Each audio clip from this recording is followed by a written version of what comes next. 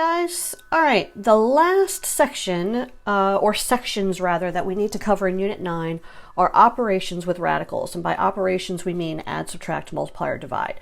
So I'm going to show you in this quick video how to add and subtract radicals. I'll have a separate video for multiplying and then a third video for dividing. So the steps to doing this is to, first of all, simplify all the radicals.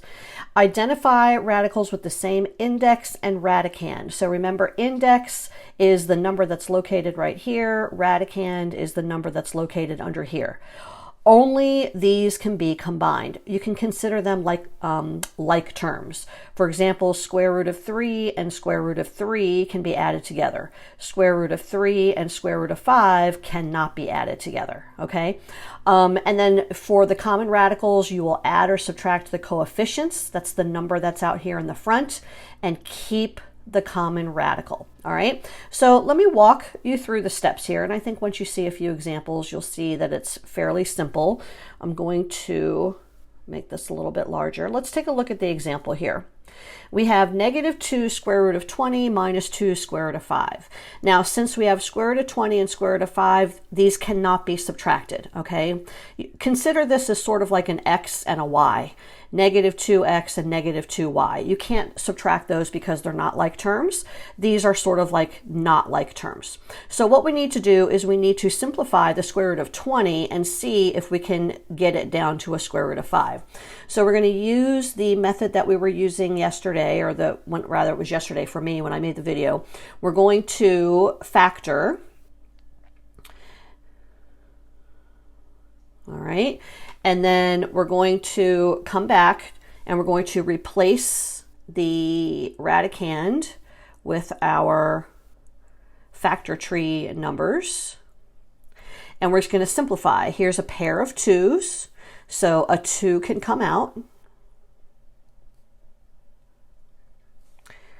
And let me make some space over here. Negative 2 times 2 is negative 4. Now I have like terms. I have square root of 5, square root of 5. So negative 4 minus 2 is negative 6.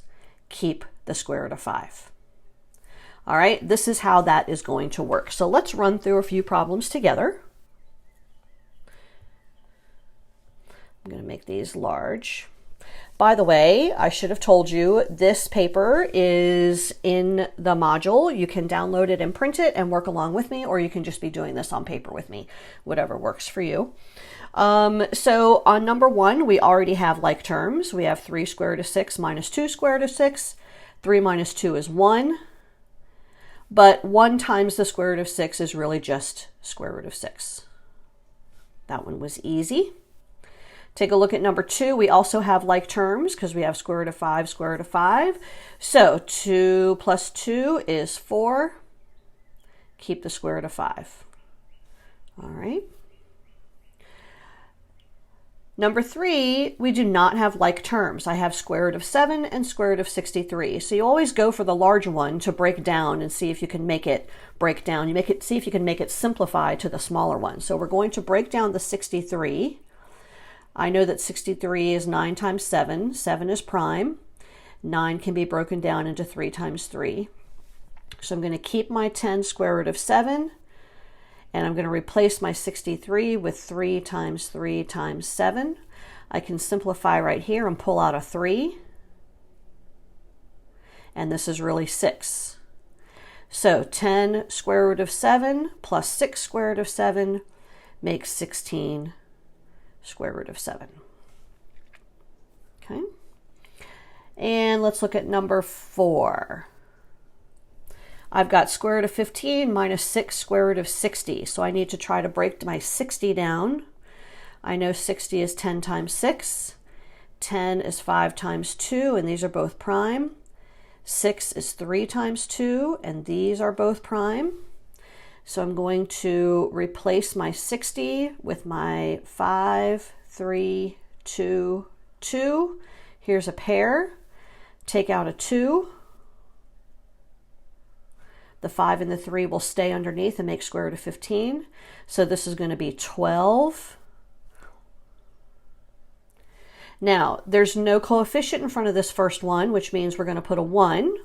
Square root of 15 is the same as 1 times the square root of 15. Now I can subtract 1 minus 12 is negative 11 square root of 15.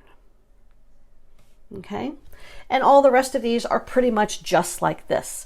I do want to show you what happens on the next page when you have 3 items instead of 2. The process is exactly the same.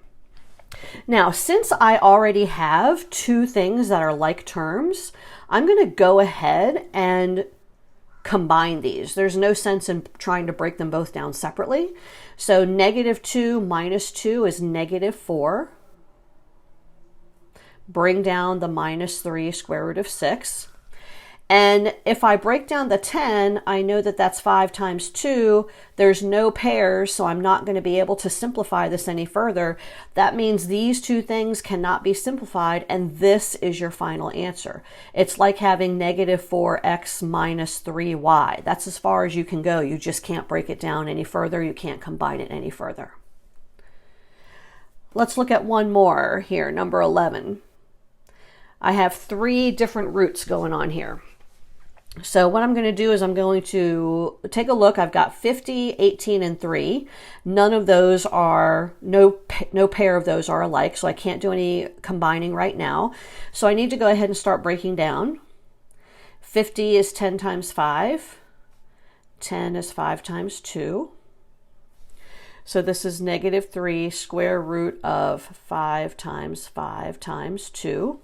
Let me go ahead and break down 18 while I'm at it. 18 is 6 times 3, and 6 is 3 times 2.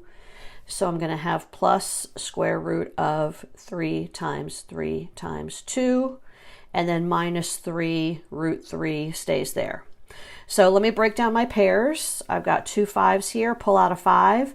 Remember, that's going to multiply times negative 3, so that becomes negative 15. Keep the 2 underneath. I've got a pair of 3s here, so pull one out to the front and keep this one how it is. Now I can see that I can combine these 2 because they're both square root of 2. Negative 15 plus 3 is negative 12. And I just have to keep negative 3 root 3. And this is as far as I can go. Since they don't have the same radicand, I cannot simplify any further. Okay, that is the basics of how you do it, guys. So that was a real quick and dirty explanation. I hope that this is pretty basic and easy for you. If you have any questions, feel free to email me. Go ahead and try the rest of the problems on this page all the way down to 18. Check your answers, please, first. Then you can move on to the next page, which is more practice. Do these problems and also check your answers. And if you have any problems or questions, let me know. Bye.